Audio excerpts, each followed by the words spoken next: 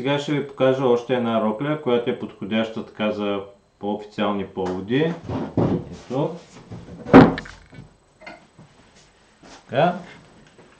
Ето това е роклята. Материята е много интересна.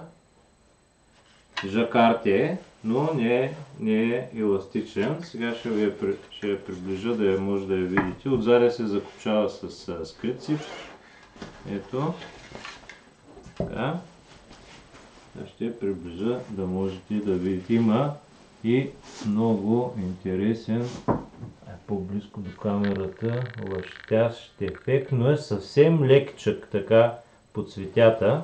Не се набива така силно. Нали? Може би е така. Ще видите. Тежко ще пада. Ето вижте.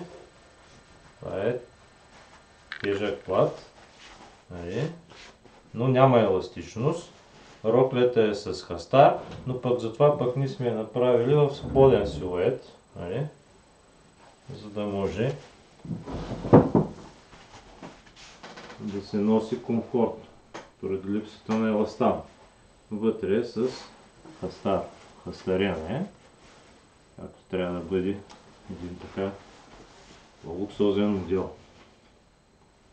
Ето. Перфектна е за по-официални случаи. Така доста, мисля, че ще доста погледи ще се спрат върху вас с тази рокля, според мен, сигурен съм. Така, това за нея.